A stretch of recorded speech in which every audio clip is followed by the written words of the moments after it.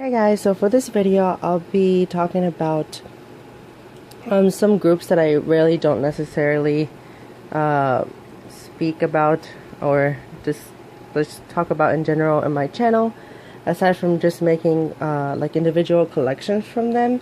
But they're been a bit on the down low this past few years. So most of these are older groups, which I'm just kind of curious to see what's going on, and I just wanted to talk about them. It will make sense because I wrote them down. All of these are just older groups. So what I put first on my list was Dal Shabet or Dal Shabet.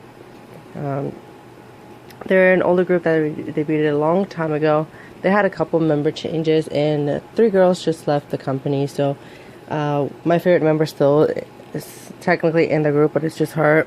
I don't know what Happy Face is going to necessarily do with the group, since they said they were not going to disband Dal Shabet, but I don't know. I feel like it's just weird not having the other 3 girls, but maybe they can revive them. But honestly, I rather them just completely, well, the company disband the name Dal Shabet, because it's just 1 girl left. And then for Wui, I guess she can be put into, like, debut into another group, or I don't know, do some solos, because there's really not much difference between her and not being in a group. And I think she has potential to do it. So I'm very curious to see what's going to happen with them. But I'm gearing towards more disbandment. Or if they add new members, it's not going to be successful. I'm pretty sure it's not. Then I put Boyfriend, which it's kind of like a hit or miss to really determine whether they're going to necessarily continue, because it can go different ways. Apparently, one of the members is on the unit, but I don't keep up with the show, but I think he was ranking a bit high in the beginning. So in case he got a lot of exposure and a big load of fans, then I can really see them continuing. But I don't know, I feel like Starship doesn't necessarily put a lot of effort into Boyfriend, and I rarely get to hear about Boyfriend, to be honest. The comeback they just had this year, I think it wasn't even that interesting, or like I feel like it wasn't really properly executed in terms of promotion. So that's that. And then I think probably one of the biggest questions for a good majority of K-pop fans is what's going to happen with T-ara, because I know they extended their contracts towards December, but they kind of hinted, well, Bodam and I think Soyeon as well hinted that they would reunite as 6 again. But since they had their first win with What's My Name, and the album did relatively well physically, but then again they split up the album into pieces. So I don't know if the sales are going to be like that for the next release, if they do end up having another album. But what I do want is for them to leave MBK, and then they could go elsewhere, because they still make a lot of money in China. So, and hopefully Soyeon and Bodam can join them, because I feel like it's not a T-ara song without Soyeon. I feel like she's like the vocal tone in the group. So if not, then I don't necessarily know, because they've been promoting like here, like on and off, like with MBK this past few months. So, and After School, which is kind of like the biggest misfortune of just the second generation of groups, because After School, if you're not like a older K-pop fan, After School was huge. back when they debuted, they had a lot of just a big following because, well, first they changed up their image every time they came back, and Yui was an it girl, so like not to the extent of the popularity that Suji has, but she had some good amount of just press revolving her, and she's in a lot of dramas and commercials. So, but then they disappeared after, I think it was First Love, which was the last comeback they had in Korea, and that's been like since forever. And then aside from having a big successful career during their debut days, because it really went, they disappeared like on and off, which Pledis is to blame. And then they had Orange Caramel, which is the most successful subunit, because even though Tetiso, it's the biggest selling subunit physically, I think Tetiso is like the subunit for Girls' Generation, but in my opinion, Orange Caramel was a lot more successful. They had bigger hits. They, like, every time they came back, they made a hit. So, and then Nana did renew her contract. So, and then they updated their webpage or something. So hopefully we do get an after school comeback, and if not, then hopefully we get like an actual disbandment announcement, because I don't think it's fair for the fans. And Nana was probably just gonna stick to acting then. Then I put Teen Top, which obviously I have the album here, which is one of the few groups that I actually bought something from this list. Yeah, I'm just really, I don't know, I feel like Teen Top had a good run during from their Going Crazy days until Rocking.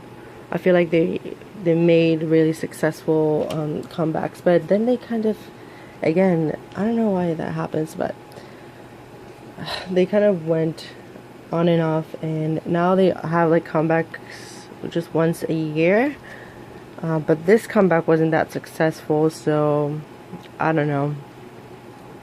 I hope that they do continue releasing music, and hopefully they regain some of the popularity, but they don't really necessarily promote that much, especially individually. I rarely see them, but then again, I don't particularly keep up with Teen Top when it comes to just individual members. I just know Neil gets solos, and then here and there they do a drama, but other than that, I feel like their company doesn't do much for them, and they're more focused on Up-Tension anyways.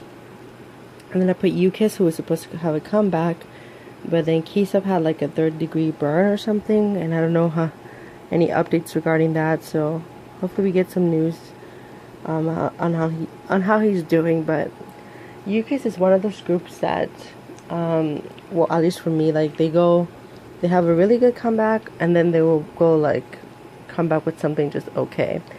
And I kind of lost a lot of interest in them because they do lose members. They don't have Kevin anymore, so I don't know. I feel like they're going to disband.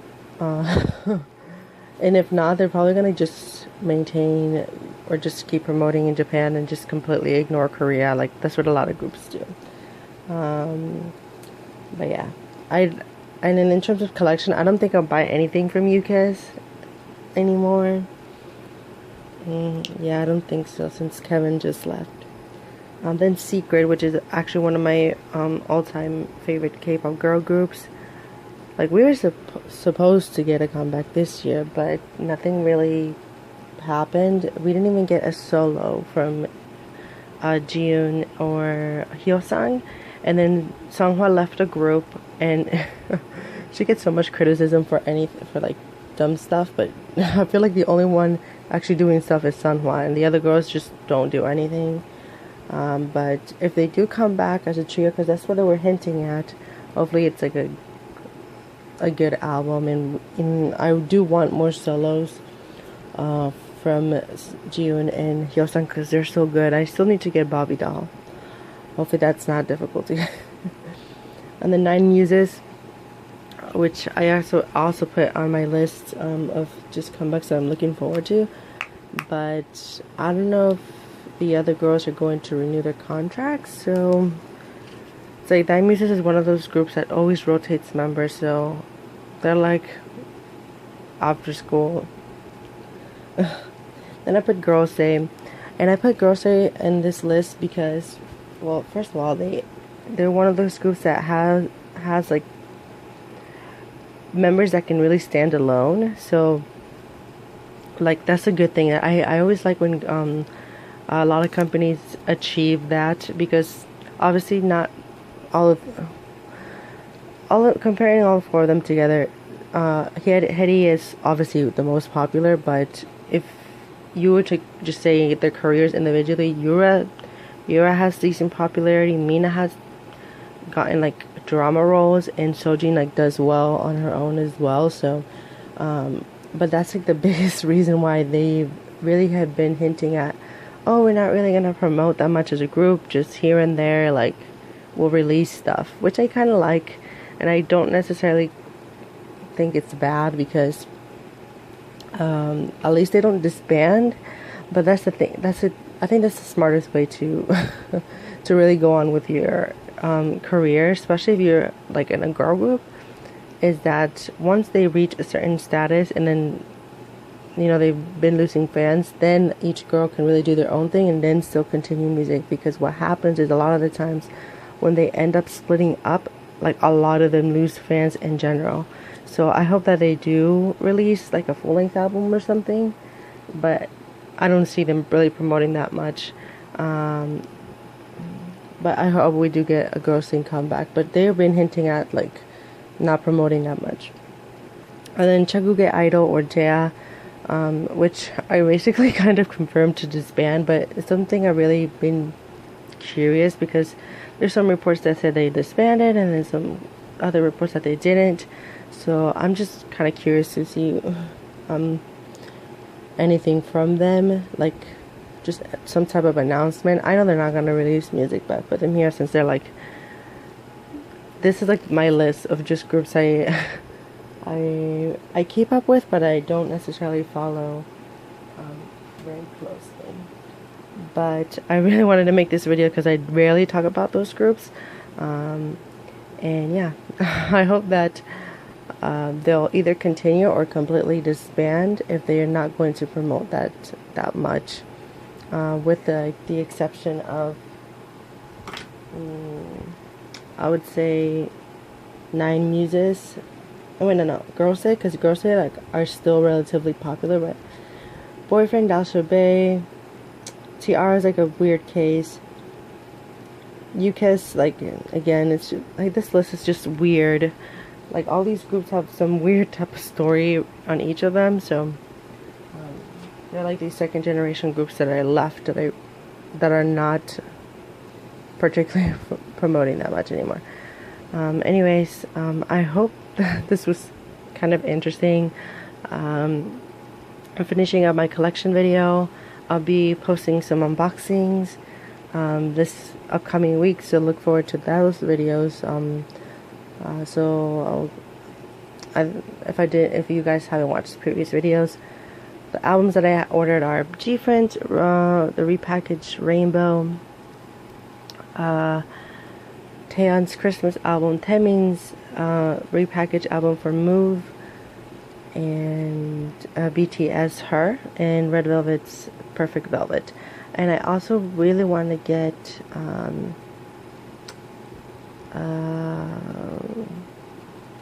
a few more albums that I'm kind of almost buying, but I'll update you guys on that later. And then if I do end up getting them, then I'll make a separate video and then I'll say which albums I'll be getting. But I wanted to just talk about just groups that I rarely talk about, and I feel like nobody even does anymore. So, oh, and another group that I actually am really curious about is My Name, because I have a few of their albums, and I don't really know what's going on with them. So, but I'm like, what made my day today was the teaser from Infinite, so I'm so excited for that. Anyways, guys, thank you guys for watching this video, and yeah, just keep an eye out for unboxings and my collection video near the end of the year. Bye.